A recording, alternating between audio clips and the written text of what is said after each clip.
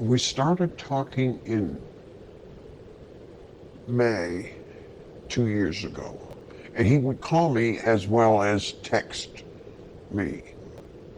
He was a solar contractor in Phoenix, Arizona. He worked for a Turkish company, and in order to get his 2 million payoff, he had to go to Turkey.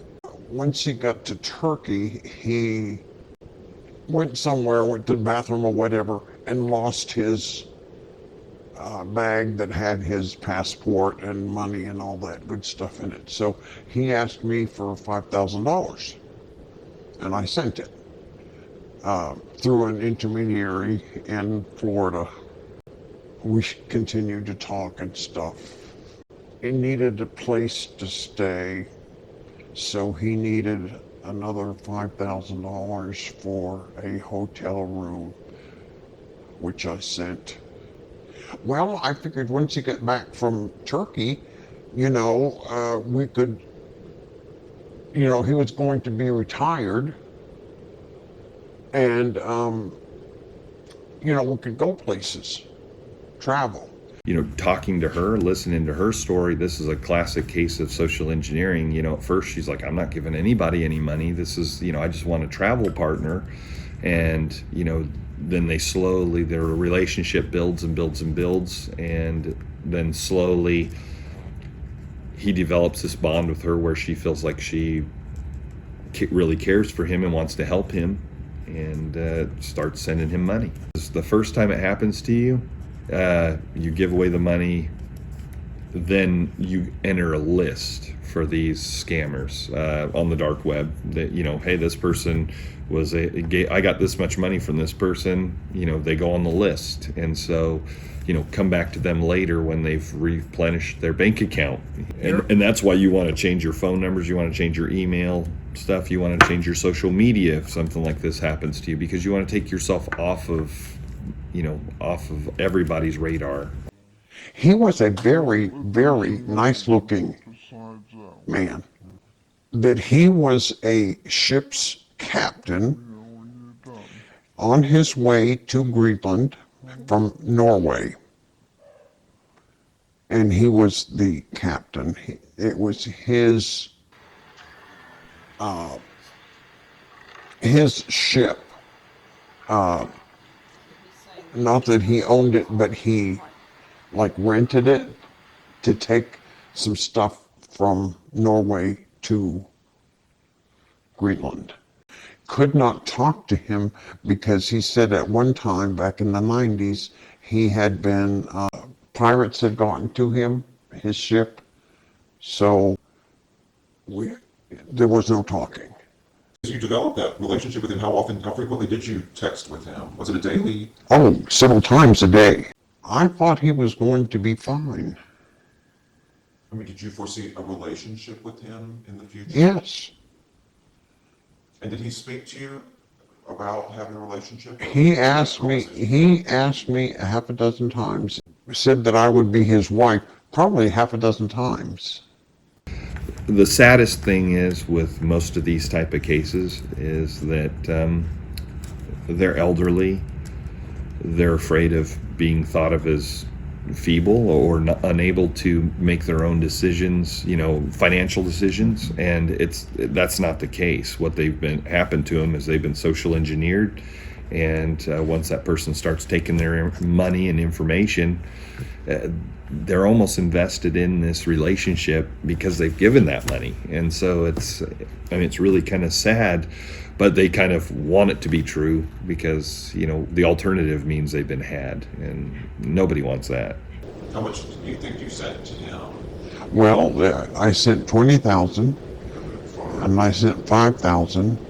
I sent several cards. What was your reaction when you found out that he was an imposter, a con man? I had really, really, really hoped that would be somebody that I could have contact with and go places with, and because when my husband retired, so I'm going to get a camper and travel. So, did you feel that you'd been betrayed in a major way? Well, feel kind of stupid. You know, how could somebody do that to me? I will get through it, but my family knew it from the first one. And of course, once they find out what your vulnerabilities are, they will exploit it. So with hers, the credit union called me and said, "Hey, I believe this is probably a romance scheme. This lady keeps taking out cash, and we've talked to her. We talked to her son a couple times. This time she was adamant she was getting the money out, and they knew that she was going to mail it. So they got her permission that she could talk, that they would release her information to me so I could contact her, and she agreed to be able to talk with law enforcement. I got a hold of her and told her, I said, hey, if I can prove to you this is not legit, are you okay with us pulling that money back so that you can put it back in your bank so that it's not going to be taken by this fraudster? So I went to her house and we looked at photographs that he had sent her of himself, which turned out I showed her on a program called Tin Eye, that these photos that he'd sent her saying they were his name were actually an English celebrity.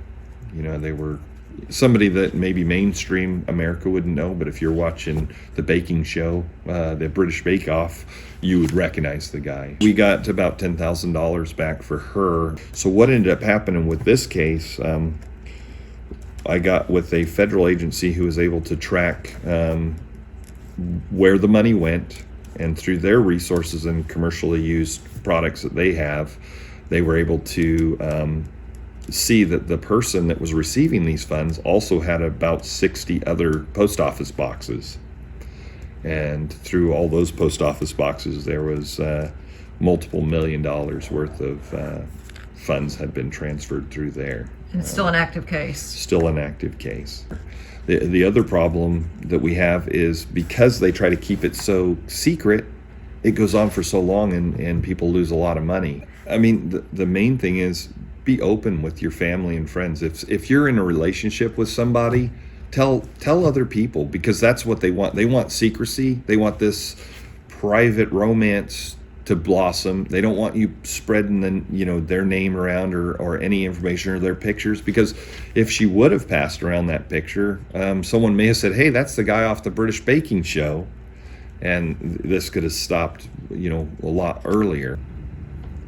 They want the person to fall head over heels, and I can tell you most of the people that we've dealt with have fallen head over heels for this person they've never met. They have a picture of the person, and the person tells them a lot of stuff on their social media. And first thing in the morning, this is kind of how they operate. First thing in the morning, that'll be probably one of the first emails or text messages you get is from them telling you, good morning, sweetheart. The things that we want to have in a relationship. You want that, loving person, the person that cares about you and is involved and engaged, and they're going to be the last person at night that sends you a text. So the one word of warning to this, it's usually not a single person doing this. These guys work in boiler rooms. They have groups of people that work this. They have like notes. Hey, we talked about this. This is what they said. This is what I said. I told them this. And so they have cheat sheets. And so it can be the same person, or it's, different people. Yeah, doing 4 or 5 people work in the same case.